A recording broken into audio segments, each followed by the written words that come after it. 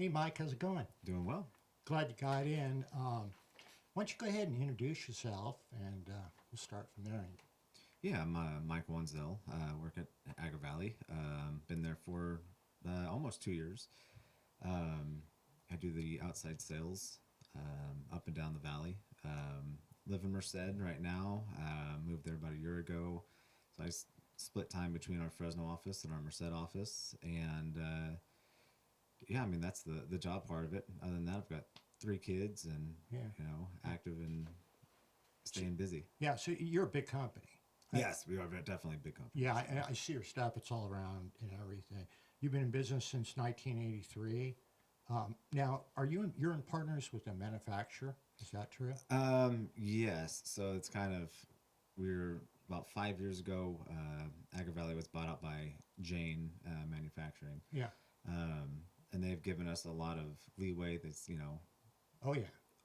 it's still wanting us to operate as our own thing. There's no real big push as to, sell Sell us, their product. sell Yeah. us specifically. No, you got to do what you have to do as Yeah. a, But they're there for you, so it's a plus. Yes, and Yeah, it's a big plus. it makes a huge difference, especially if we need something and we Yeah. need something in a hurry. It's nice to have a manufacturer behind you to, Yeah, and you don't have to rely on the supply chain. not necessarily. Well, I and mean, yeah, for materials and stuff. for materials, Yeah. sometimes yes. I mean, but luckily, I mean the Jane manufacturing plant's right here in Fresno, and so when we do need something, Yeah. it's a little bit easier to get some stuff if we need it in a hurry. Well, another plus is they're partnering with you, of course. So there's innovation there. Correct. Yeah, you guys are talking and everything. You're constantly innovating and stuff.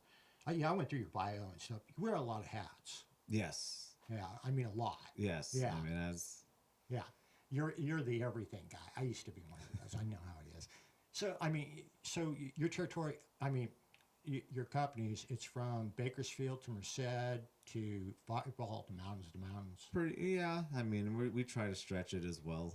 We've done some stuff out of state, and we do stuff up north and the coast. But one of our sister store IDC, they do a lot of stuff up in the northern area, so that kind of helps alleviate some of that pressure off of us. So, Yeah.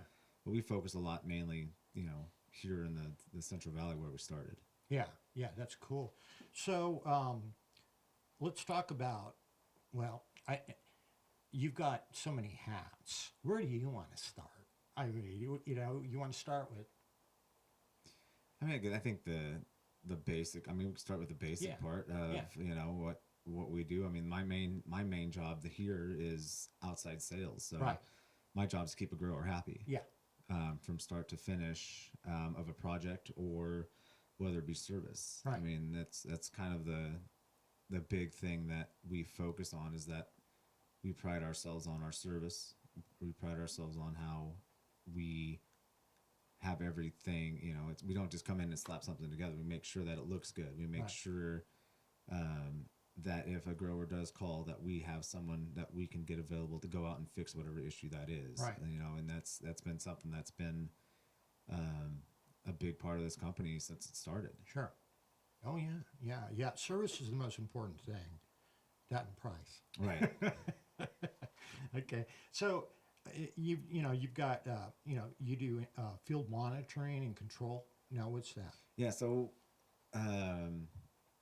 with the ever-changing aspects of field out in the field for growers, automation is becoming more of a thing.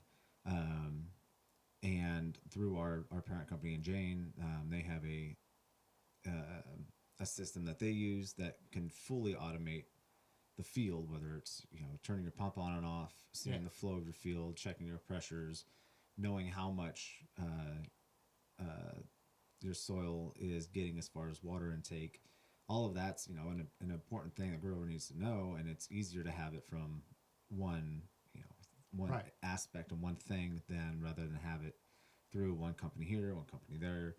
So they have it, and a couple of our other companies that we have it. But it's kind of been a big thing the last few years. It's been a really big push that with the implementation of Sigma. And Explain that. so that's the Sustainable Groundwater Management Act, that you're basically going to have to use so much water, well water. If you have a well, you're only going to be able to use so much of that per district that you're in and whatnot. And so you're going to have to really start counting every drop.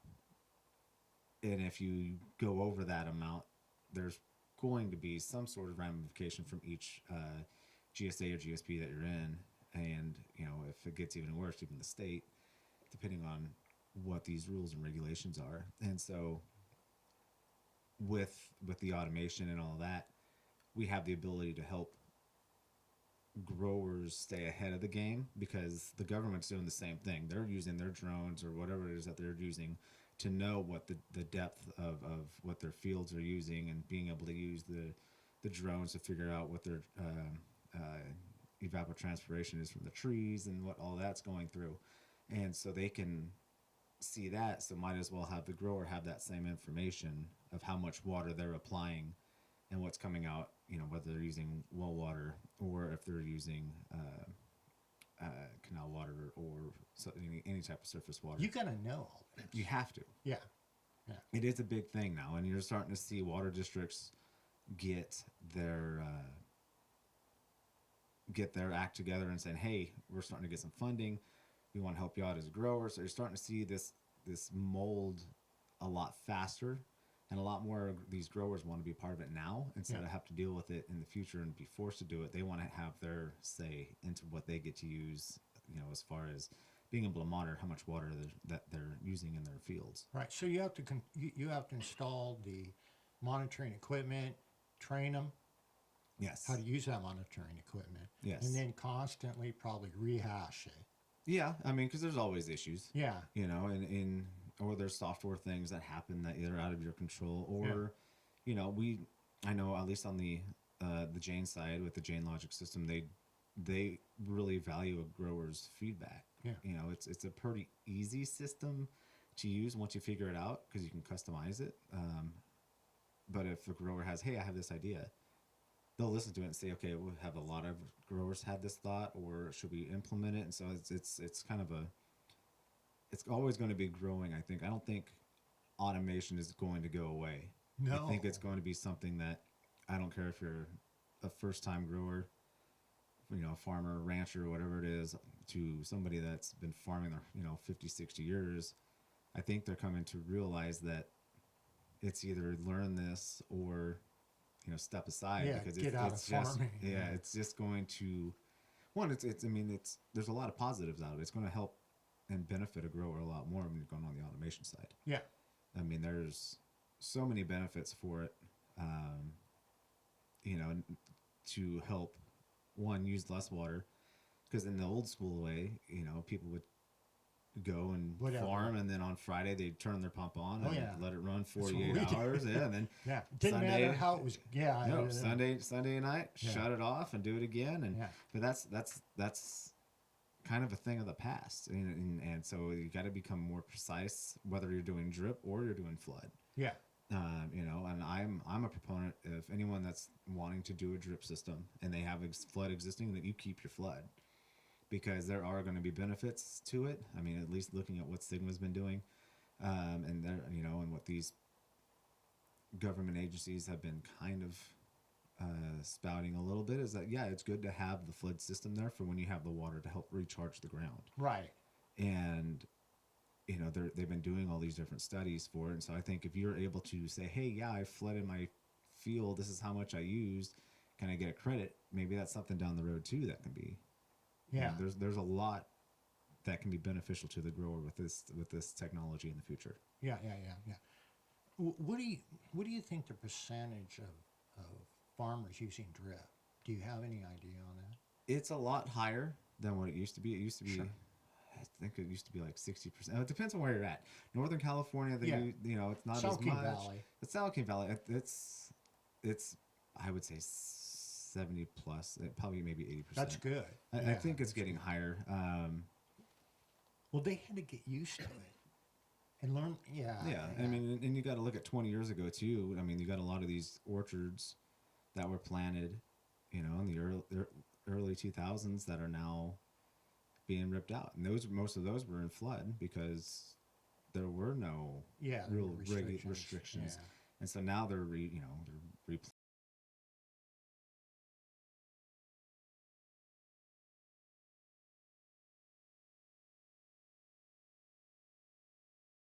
put in that drip as well.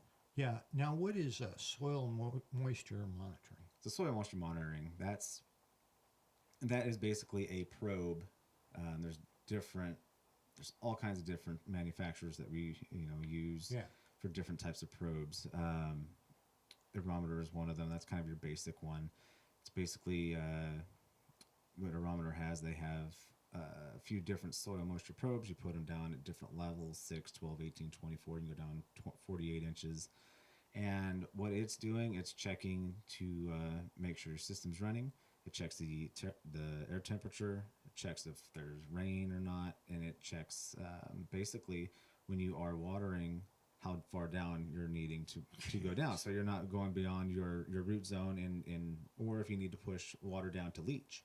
So you're really getting this benefit. If you need to push salts down, you can make sure that the salts are getting That's a pushed big down. deal. And that's a big deal, Yeah. And if you're in July or June, and you need to make sure that your almond orchard or your pistachio orchards, making sure that you're not overwatering, but you're getting all the way down to the far depths of your root zone. Right. I mean, those probes are big things, and it's more people are wanting them. And the good thing about it is that they're required for government programs like the EQIP program and the SWEET program. Those are government. Those are government programs, yes. So those are needed when you are doing those, Right. because they are wanting to make sure, one, that you're saving water when you're doing this whole thing and that you're doing the proper deals, but they want to make sure that what they're saying for these programs is that, yeah, we're going to be saving water, and here's the proof, because they want to make sure they have their fully funded allocations too for helping out the growers for these programs. So it's very beneficial. I'm always for it. I have a lawn at home. I'm looking at trying to get one for my house. I mean, now it's not as intricate as what some of these are, going down 48 inches. Yeah. But I think, it should be something beyond the farm. If you have a lawn, you should want one. Yeah. That's interesting. Yeah. 'Cause I went to college in Arizona, and this was back in 81. I went up there, and I couldn't believe how ugly it was, right? Because there was no lawn. Yeah. There's just colored rock and a few desert plants out their yards, So we've got some yards, so that's a quick thing, save some water and everything. Tank level monitoring. So I mean, we can do that as far as chemigation. So if you're running nitrogen, potassium, either in any of your NPKs, N32, UN32, stuff like that. So if you have a 5,000 gallon bubble tank out there, and you're doing all of this automation, we can hook in through the, say you use the chain logic system. Yeah, you can hook in through there. Yeah. Then we have a device on the top that goes on there that can sensor where your depth is. So that way, if you're not at that field and you run out of product, you can get it ordered instead of having to either siphon it out or having issues because it's not running correctly. Yeah, technology, huh? Jeez. You got drip irrigation. It kind of explain. Now, there's all kind of different drip irrigations. There is. Injectors, right? Or So, I don't. Go ahead. Yeah. So I mean, on the drip irrigation side, I mean, there are a number of different companies that we work with that they have different. There's your pressure compensating and non-compensating emitters. But so basically, starting with that, if you have a PC emitter, it's all pressure regulated. So you're needing certain amount of pressure. a certain amount of pressure, Yeah. and it's going to keep that All the pressure time. all the way down. Yeah. So that helps out on your pump.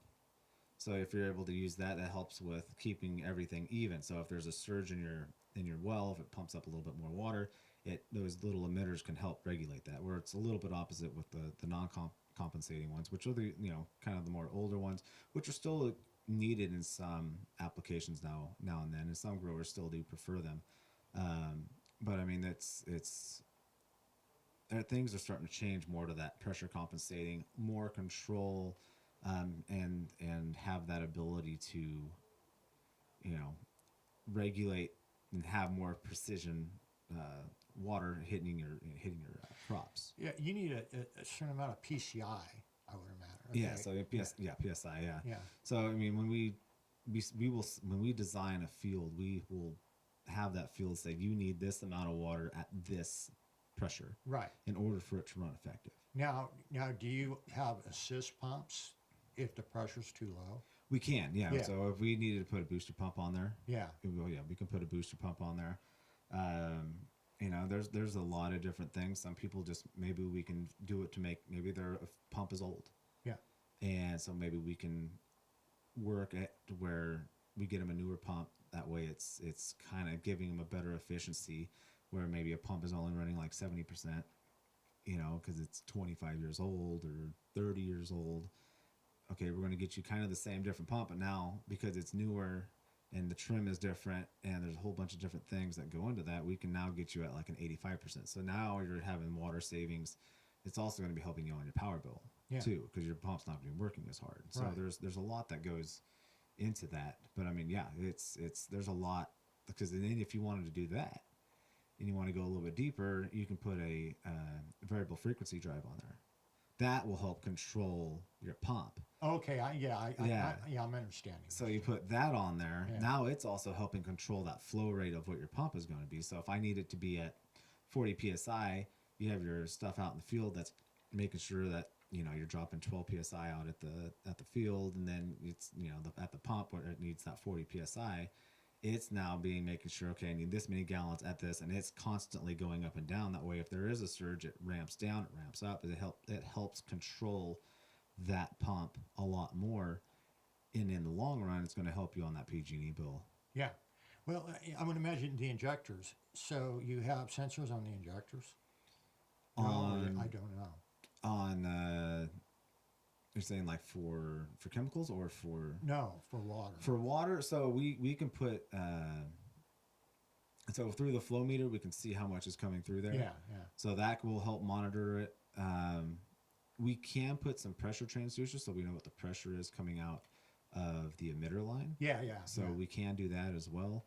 And I mean, the typical thing that we would like to tell guys is that every so often, as your system gets older, you want to go out there and you want to manually check everything. That's kind of one of our big things too, is to say hey, we will help you in any way, shape, or form, but we suggest. Yes, we suggest Yeah. that you do the regular maintenance.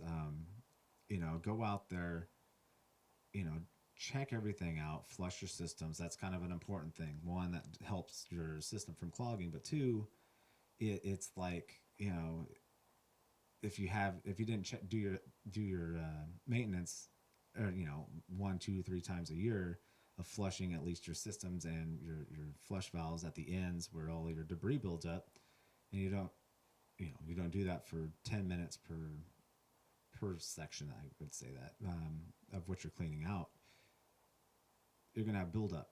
That buildup gets into your middle lines. If that gets into your middle lines, it clogs. That clogs up.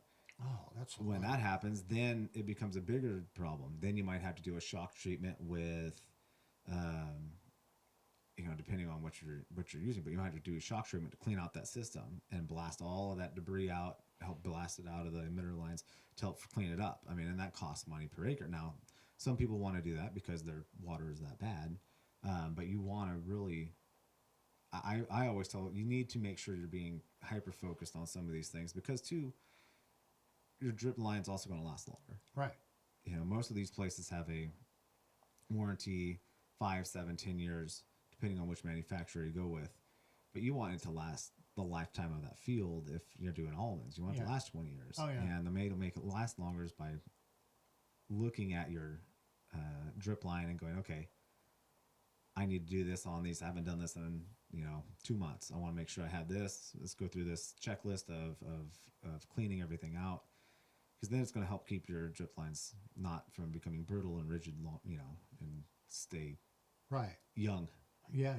Well, I imagine too. You sell, or your a maintenance, scheduled maintenance thing. You guys go out at a certain time, and So yeah, I mean, that's if you have, say you do have a service where you have hard water, you have scale or maybe some sort of algae, right. and no matter what you do, going out there and flushing the system every week is just not cost effective. Right. So we do have a program called Micro-Pro, and that is basically we go out there, we will do water samples, we'll check that all out for you, we'll tell you, hey, this is what you have, this is how bad it is, and then we'll recommend to do this treatment, at this volume, and then maybe this other treatment at this volume, and we'll put it all out there, and then you don't touch it. Right.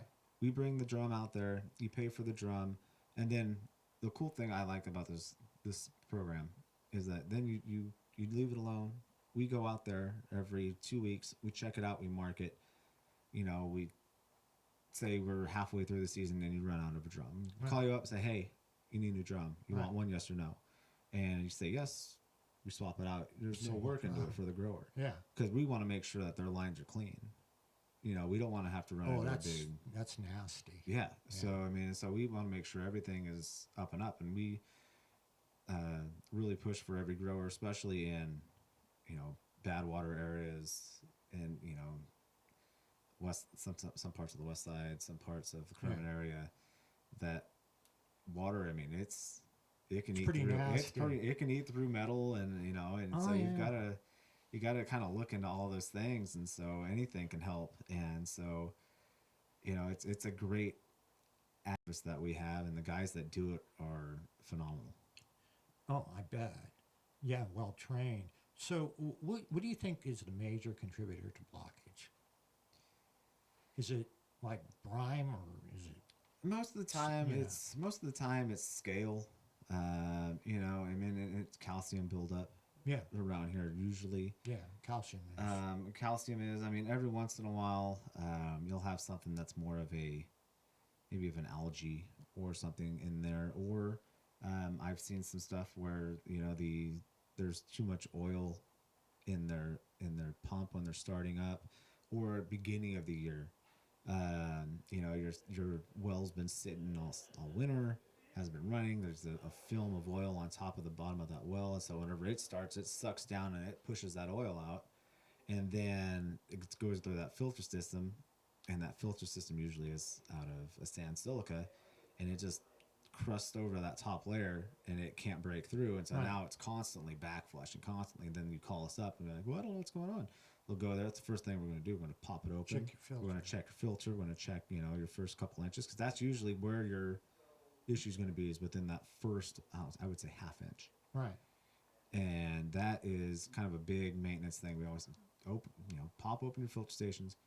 If it doesn't feel coarse, if your sand looks like sand instead of silica, where it's this coarse feeling sand, scrape it off. Do that first. If you got oil, if you see oil coming out of your water, if you should have, a bypass of some sort before it goes to your filters. Flush that out for a minute. Right. That way it pushes all that out, and it'll help alleviate some of that issues. Then run it through there, and that should alleviate that. But that's kind of the big thing that I've seen. I've seen stuff where people have had oil and they didn't really know it, and their system was constantly backflushing. And you go in there, and because the oil clogs up the filter. Oil clogs up the filter, and it clumps up the sand, because it's all starting to bind together. Right. And so it looks like a giant rock when you open it up. Jeez. And it's just stuck where the water can't go out. Yeah. I had a field, it was 50 pounds of pressure coming in, and it was 0 going out, because there was nowhere for it to go, because that sand was so clogged. And so we had to go out there, and we had to completely clean it out and kind of walk them through the steps of what they need to do every time that they turn their system on, because if you don't, you're going to have the same problem. Right.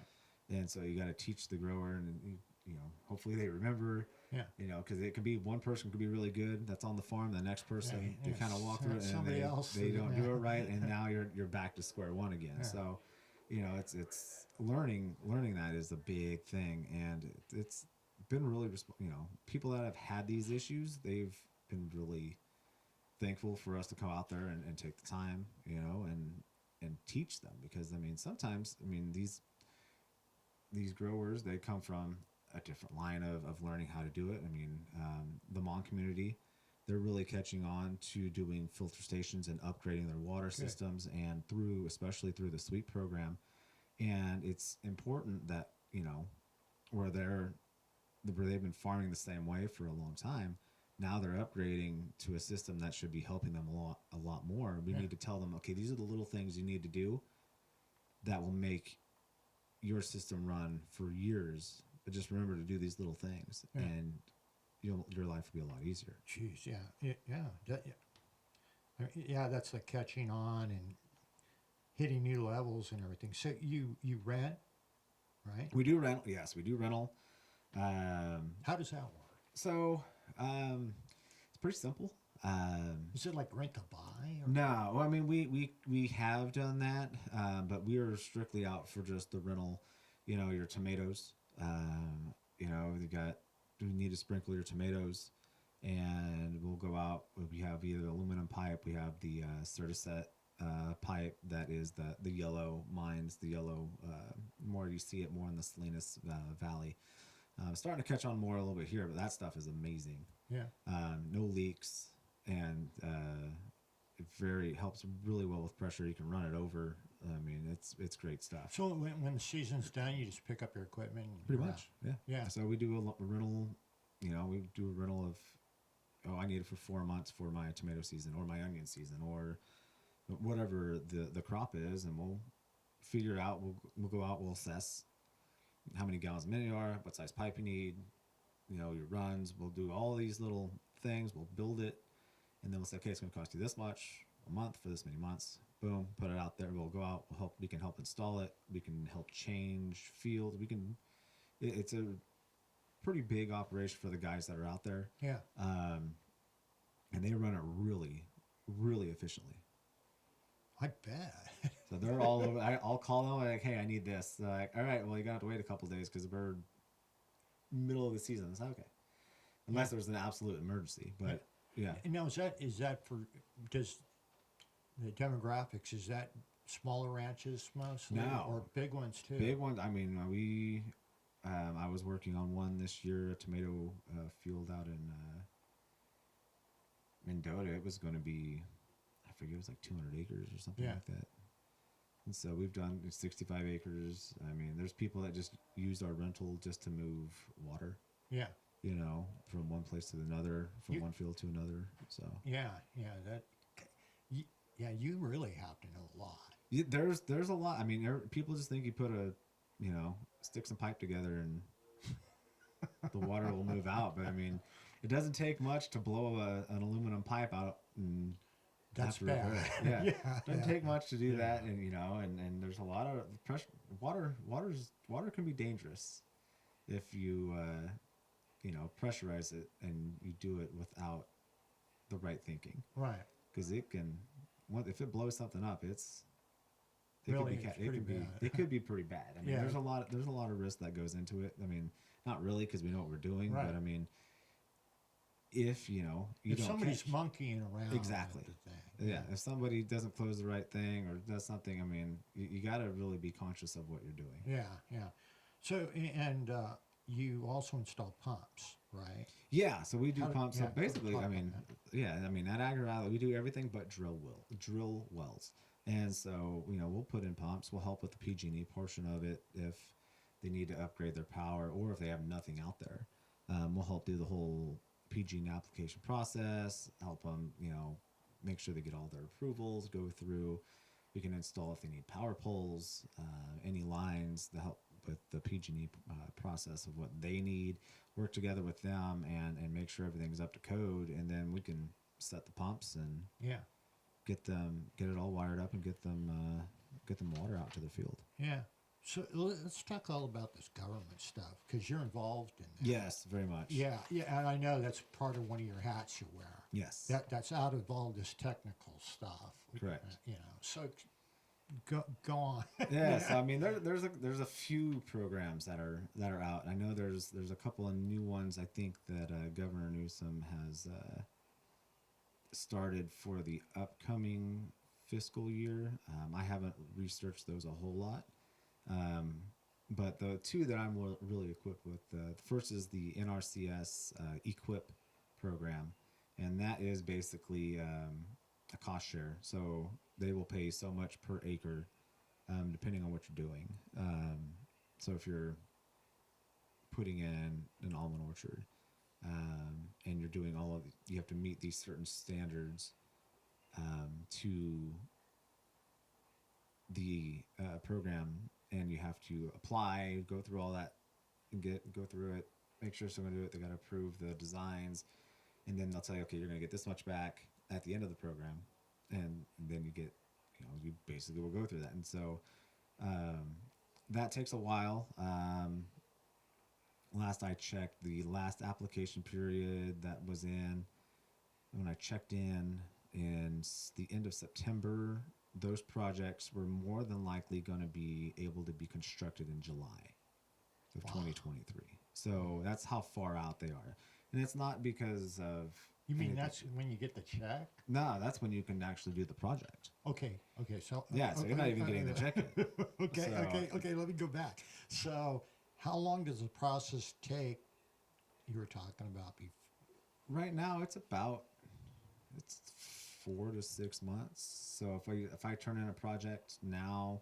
But you have to get all this stuff ready. Right.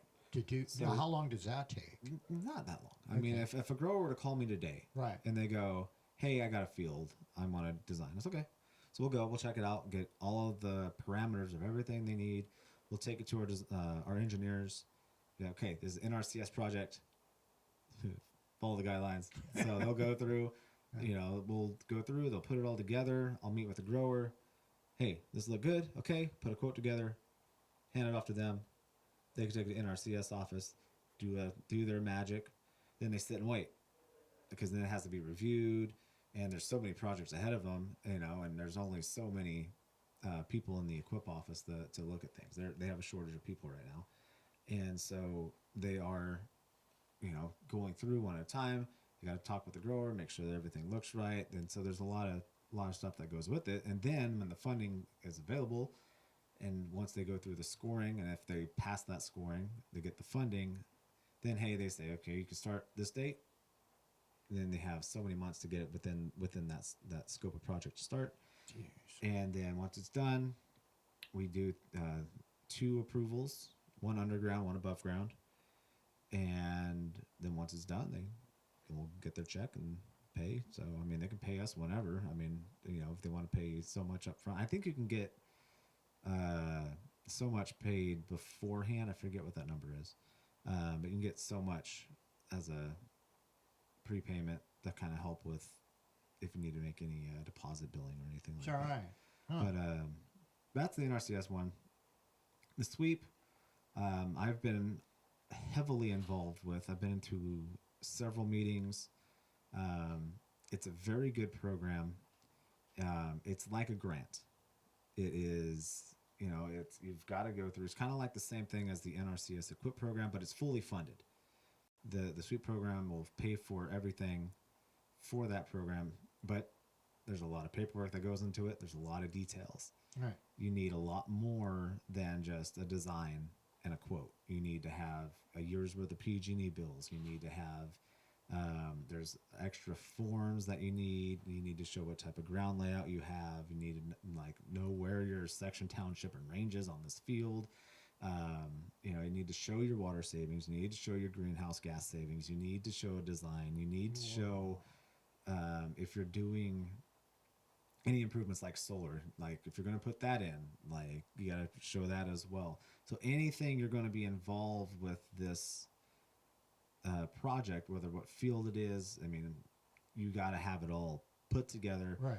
Then you put it into an application portal, and that application, every time I do one, it takes me anywhere minimum an hour. Because it takes a lot of writing.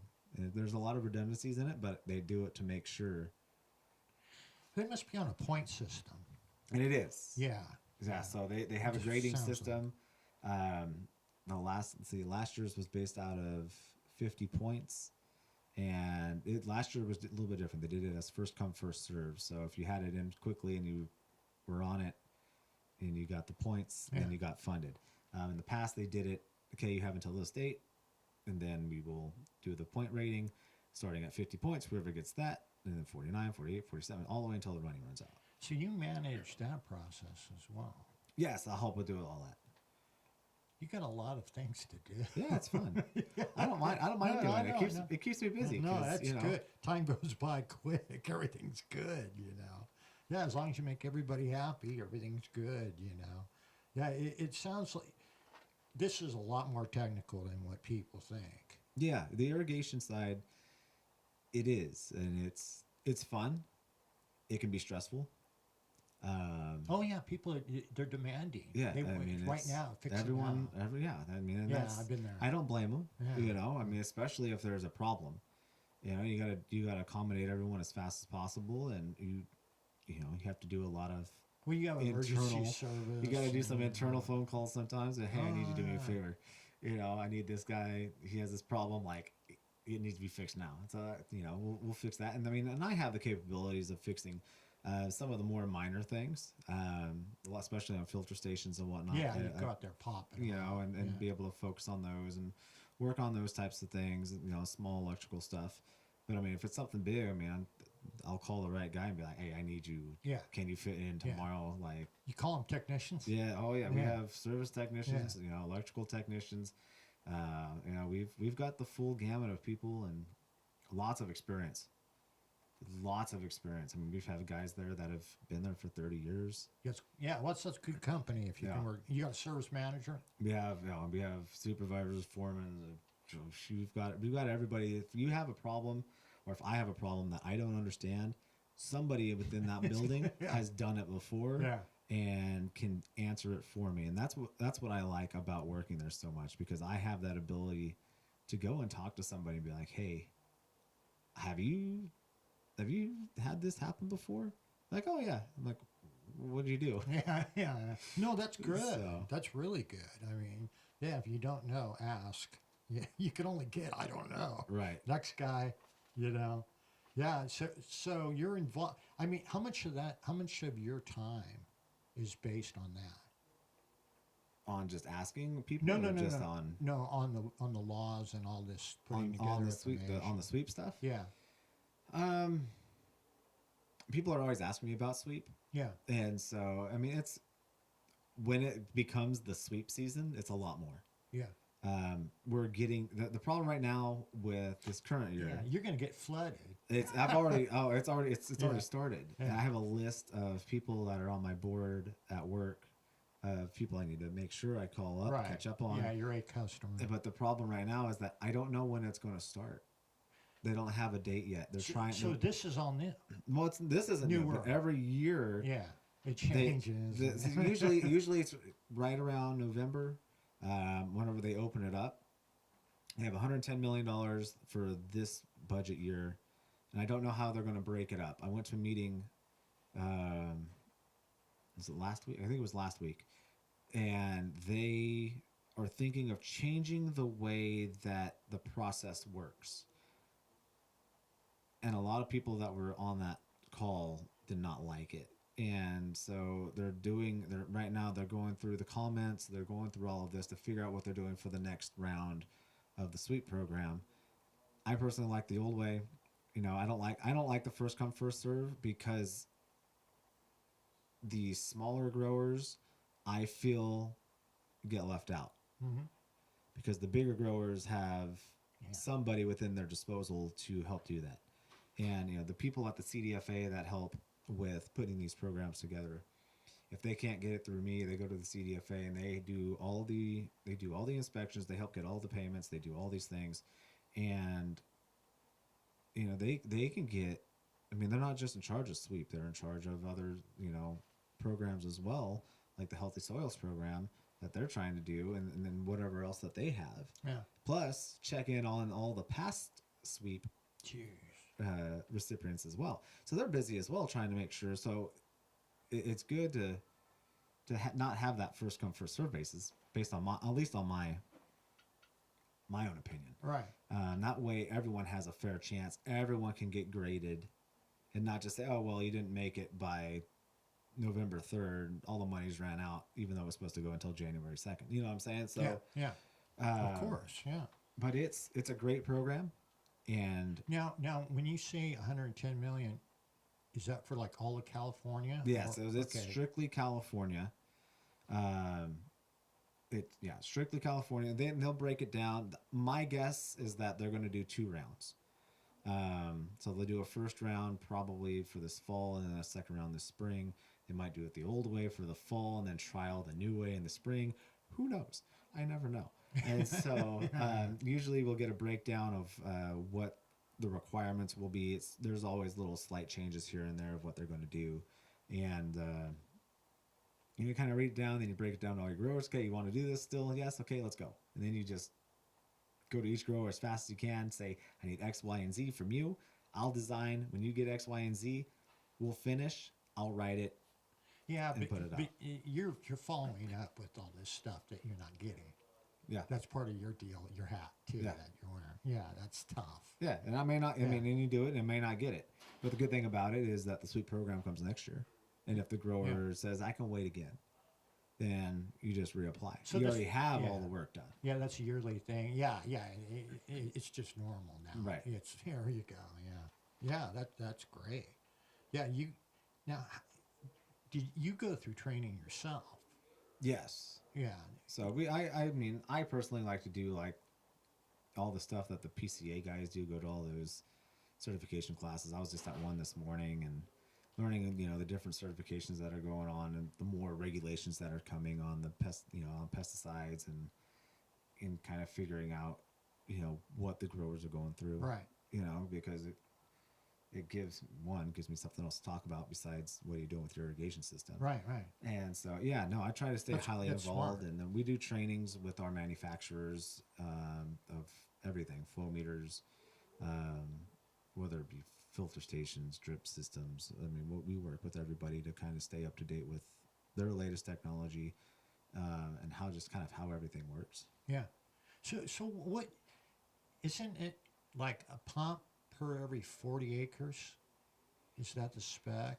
No, or is I it mean, different? it's different now. I mean, there's people that build massive pumps Yeah. that can feed hundreds of acres now. Is that right? Oh yeah. Yeah. So yeah. I mean, See, that's something I learned. yeah. So no, you can put some big pumps in the ground and feed multiple fields now. I Yeah. mean, that's a big thing. I mean, it makes sense. I mean, I'd rather drill Oh yeah. one well Oh yeah. and spend $200,000 instead of to build 6 or 7 Oh, at there- $50,000 a Yeah. pop. There's it's- theft of your stuff. Plus, I mean, you have to wait so long. These pump guys that are drilling these wells are so busy. Oh yeah. It takes them a long time now. They've got a big backlog of catching up and drilling wells because everyone's trying to drill a well while they can. Jeez. Yeah, that's another. I wonder how far they're going down now. I've heard, Used to be 1,200 in Madera. 1,200. I mean, Is it still like? Yeah. Yeah, it's still around there. I mean, 1,500. I mean, I've heard some that are down 2,000. I mean, so I mean, it's down just there. depends on where you're at. I mean, it's as you go further south. I mean, Yeah. as we get drier, right now, until we get some rain. I mean, it's going to keep going further and further down. It's going to be a lot with Sigma coming into play. It's going to be a big thing. I mean, it's always, a lot of people I talk with is who has the longest straw. Yeah. It's my neighbor has the longest straw. I'm out of water. Yeah. Now I've got to spend X amount of water to go deeper than he does. Yeah. So, I mean, in a way, it's kind of a game. I mean, especially these growers that have more money to do that. I mean, for these smaller growers, I mean, that have never had water problems, especially on like the east side over near Clovis and whatnot. I mean, now they're starting to hit, they're starting to get some air in their lines. Yeah. And they're not down that deep. They're only down like 200 feet. Yeah. But I mean, now it's like it's never been a thing. Yeah. And now it's an issue because now you've got a lot more permanent crops out there or everywhere. It used to be the west side was that permanent crop Right. area, and then Right. maybe out in Exeter and whatnot along the mountain Yeah, range the out there with your oranges. Yeah. But now it's everyone has it, and and I don't know. I mean, I've been reading that maybe there's, is cotton going to make a comeback, over the almond crop? That's, I used to deal with Boswell. Right. And I used to deal with Calcott. Exclusively I dealt with both of them, big guys. And they started weaning out. And, I asked them, I said, what's going on? And they're like, well, no one's wearing the cotton clothes anymore. And what's being grown now, then was, it was medical. Right. I don't know if I'm right now or am I close to being right? What's going on now? I don't know. Yeah, it's... Well, now I think we're going to hit at least on the cotton department, I think we're going to hit a shortage globally. You look at what's been happening in the southeast, down there in Florida, Georgia. They're just getting pounded with rain or they're getting pounded with a drought. Yeah. And cotton doesn't like either one of those. No. Well, yeah. So, Cotton, you don't eat it. Yeah. So there's different. And so it's like, where do you go? Cotton does well here. It needs a lot of water. Yeah. But at the same time, you can flood that. If you want to, it can also help recharge the ground. There's a lot both ways you can go with it. Not just in cotton, but cantaloupes, tomatoes. We're gonna have a shortage in tomatoes. Tomato paste, I think, is that's an issue. That's an issue. Yeah. I don't think people see that coming. Yeah. But where also you got to think, economically as a grower, where am I going to make money? Because it's not almonds. Yeah. But I'm stuck with those for 15, 20 years. Yeah, people don't understand, and they don't get it. There was such a carryover. Yeah. Like 30%, I think, or something like that. And you just, because of the transportation, getting them out, exporting and everything. I don't know. Yeah, if I'm a grower right now, it's tough. It's always Yeah. tough. It's never easy. Yeah. Yeah. It's going into a possible fourth year of a drought, which I don't think has ever happened. And no, the one we had back in 90 something, that, and I looked throughout, we have a history of, 120 years, something like that, of writing things down, and everything. And we've had some really major droughts a long time ago. Right. So, El Nino, whatever, we'll see what happens. But my hope is this year will be wet, just like anybody else, it'll be a wet year, of course. Right. I want that. But, we'll see. But, yeah, we don't need it to go on anymore. And then just because there's no drought here doesn't mean there's no drought somewhere else right. that the water comes from, as you know. That's a big deal, too. So you got to, hopefully Colorado gets a lot right. of water. Yeah, Shasta. That's like last year. Yeah, It rained, Shasta. like last year, it rained a lot, like Sacramento North, like Chico in that area, but it all missed Mount Shasta. Yeah. So the Shasta Dam never filled up. Yeah. And so, if you're out there thinking about rain and we need rain, it's like you need it to rain up there. You need snow up in the mountains. Here, yeah, it'd be great to get rain to kind of refill our aquifers and whatnot. But you really want it to rain up there because you need every little bit of reservoir filled up. Oh yeah, yeah. Well, there's so many. Like I said, LA's a different deal. San Francisco gets the water. There's so many water rights. It's so complicated. People just don't understand how complicated this whole thing is. Water is very complicated. No, it is. That's you talk with the DWR, their first, not right, but the first thing that they focus on is flood management. Yeah. It's not drought management. It's flood management because if anything happens to a lot of the dams that we have up north, it's going to flood Sacramento and Yeah. that whole area. You know, it's a big floodplain, and so it's their Oh, yeah. job to make sure that they're Yeah. not going to, you know, I flood remember everything out. 3 times that Kingsburg River went over 99. You know, that's pretty cool. Yeah. Yeah. It's like, that's rain, man. Yeah. You know, the Kingsburg River, man, that's cool. I remember in '98 when the flood came through Fireball, Yeah. and Fireball was Well, they're low. I mean, it was low, Yeah. and it didn't flood the town because the levee broke towards the Mendota area and flooded a bunch of farmland out there. But I remember going out to the cotton gin my dad managed, and it was 2-3 feet of water, and where one of the creeks ran through, and we had a dip in the road right there. We couldn't get through there. Yeah. We couldn't get through there for a month. They had to come through and just Yeah, move something. all of the dirt. It was unbelievable. I've never seen it. I haven't seen it since. Yeah. I mean, I've seen some of the areas flood a little bit, but not to that extent of. Yeah, it's rained so much we couldn't get tractors out Yeah. before. You know, so we don't know. I Right. mean, it all, you know, we So really who knows? I don't- mean, I'm optimistic. yeah, The everybody models is. the models aren't very optimistic right No, now, no. but I don't know. I mean, everyone's like, man, I don't remember it being like this. I'm like, it was like this not that long ago. Yeah. I don't remember it No, being this long. I'm like, it's the no, Fresno yeah. Fair. It's always hot. You Yeah. know? It's It rains right in cotton, right. right? Okay, or right when they need to roll up the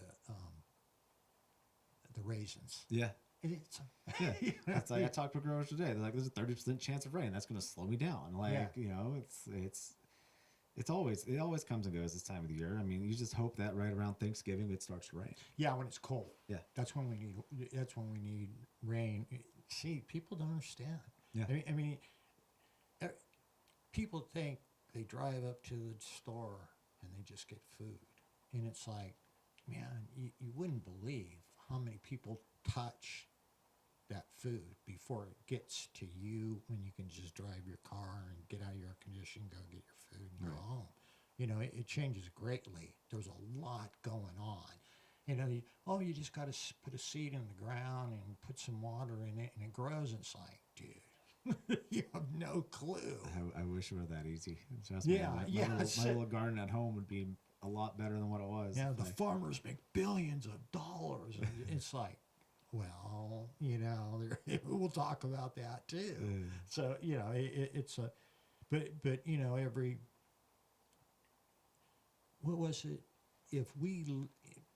If things keep going, you know, we could be back to 1982 economy in the San Joaquin Valley. See, we used to have a mixture of lumber and farming. We had 2 economies. Well, back in the 80s, lumber went. So we lost all that. And all we had was farming. And then it kind of started shrinking up, you know. So we'll see. I hope, you know. I mean, your job's guaranteed, that's for sure. well, I mean, yeah. you're I gonna mean, be busier. we're gonna be It doesn't busy. matter. I mean, yeah. between people wanting to put water back in the ground, Oh, wanting yeah. to have water for a rainy day, whether it's Yeah, you got to do all it's that. it's right? it's coming, and it's, you know, who knows what the future holds. I mean, honestly, I mean, we're thinking of so many different things. Like, well, what if we do this? What if we do that? What if we do this? Right. So that's kind of where we're at. It's just the what ifs that are out there, because there's so much potential, because we don't know what it's going to be. I mean, you can almost clockwork what it was going to happen with the weather. You know, okay, we're in a drought. Okay, we're going to get out of drought right around here. Okay, then it's going to rain. We still have water no matter what. We're still good. Now it's like, even your senior water right guys are just like, I don't know. Yeah. I don't know where I'm heading Yeah. for next year. Well, we got there's too many people, our population, and people, you know, this guy explained it to me a long time ago. He says, you know who uses water? I said, no. He said, people. He says, it's population. Yeah. You know, he said, that's where, people use water. And they've been taking it away from farming. And, you know, I've talked to several people, and we've talked about this at length and everything. I just hope we get some grain when in the cold, days, and everything gets copacetic and we get going again. So, yeah. So how did COVID affect you guys? I mean, it slowed us down a little bit. Yeah. I mean, but it didn't really hurt us. We were busy. Yeah. You know, I mean, when somebody within one of our construction guys got COVID, then that really slowed us down. That happened. That was a thing. But I mean, as far as our day to day, we were very busy. Good. It was good. Nothing. We had more of an impact this year with the inflation in the economy than we did with COVID. Oh, yeah. Yeah, that happens. So that's been a bigger thing. I mean, the biggest thing besides, you know, people getting sick was that everyone else was getting sick. Right. So if we needed pipe, you know, if we need big pipe, oh no, you gotta wait. Well, what are you gonna do that? I don't know. Yeah. Well, we need this for a project. Oh, wait in line. You know, and so that's kind of where it was, where everyone else was, hey man, we don't have 24-inch pipe. Right. Like, we're just trying to make the regular pipe to we can give it to you guys, Home Depot, Lowe's, and all the other irrigation places, just so they can stay, because everyone else was home doing house projects. Yeah. So all that smaller pipe was getting used up, and so they were just keeping that going because that's where they were making their money. Yeah. And so now now it's fine. Now we're caught up because everyone's kind of, you know, back to work and everything. Yeah, you got an influx of pricing, like you said, the inflation. You got steel pricing. Yes, the price of steel is Yeah. steel and concrete are pretty high. Yeah. You know, everything else is we've kind of seen a little bit of it ease off. The cost of PVC and resin has gone down a little bit. You know, but the biggest thing now is trucking it in. So, you know, we have resin coming in from Louisiana in that area, and it coming in on the train costs a lot of money. Yeah, So yeah. that's kind of an offsetting thing where, the price of resin might be down, but now you got to truck it in here by train. It costs a little bit more. So now it's down. It's not as bad as what it used to be, because it was very high for poly tubing at one point. Yeah. And it's since relaxed a lot more, but it's not back to where it was a few years ago. But now you still got to deal with inflation. You still got to deal with, you know, the wages here in California going up. There's other things that are offsetting that ease of cost. Oh yeah. It's never easy. If it was, something would be wrong. That's what I say. You know. Is there anything else you want to say? No. I mean, it's we went over a lot. Yeah. I mean, it's good to be, you know, a farmer. It's good to be out there, and it's good to have a decision to make about what you're going to do with the land that you have. I enjoy meeting with all these different growers, whether it's, you know, almonds, pistachios, cotton, I mean, blueberries, you name it. I mean, we work with them, palm trees. So, I mean, we've done all these different things, and everyone has their own story, and I enjoy to figure out what it is that they're trying to accomplish and get it out there. Yeah. And kind of make these relationships, and hopefully they turn into these long-term relationships, not just for the business, but because there's a lot of good people out there. Yeah. You know, and it's you know, me having the background that I have in ag and in journalism, just being able to sit and listen to people and hear their story, it kind of keeps me going, because it's not just it's not just a job. Yeah. You know, and being in sales, you have to be more than just thinking of a paycheck. Yeah. You got to be a concerned person. Yeah.